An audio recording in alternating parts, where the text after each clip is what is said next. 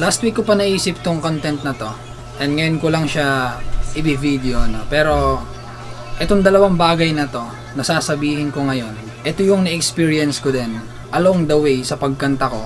Mula nung bata pa ako, hanggang ngayon na kumakanta ako. So kung interesado kong mapakinggan at malaman kung ano yung dalawa na to, panoorin mo to at tapusin mo tong video na to. Sigurado ako may matututuan ka dito. Kaya ano pang iniintay natin, simulan na natin to.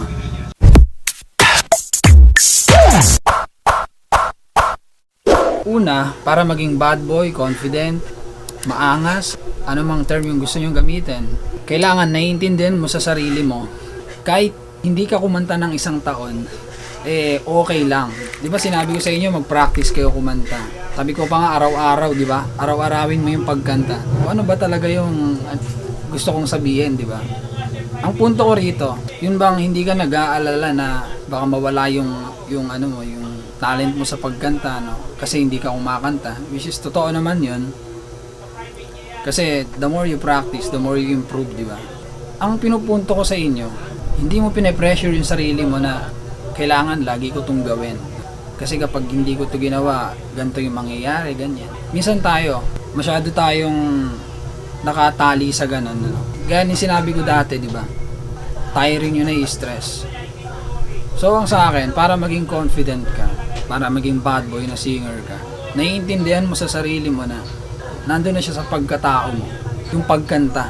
Kaya kahit hindi mo gawin, hindi ka nagwo-worry na baka ganito mangyari sa akin, baka ganyan. Hindi ka na nagwo-worry, bakit? Syempre confident eh. Nasa pagkatao mo na mismo kasi yung pagkanta eh. Kahit alam mo yan, kahit hindi mo siya gawin, hindi na siya maaalis sa'yo.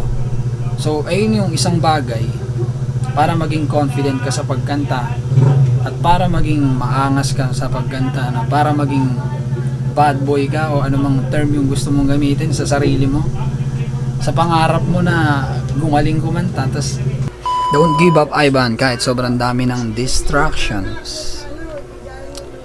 Always remember, that's part of your growth. Let's go!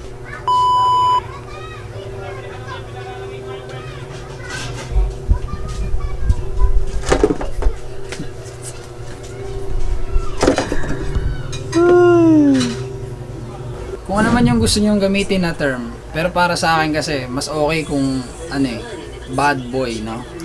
Di naman kasi porket sinabi mong bad boy, na yung mga nagnanakaw, yung literal na masama.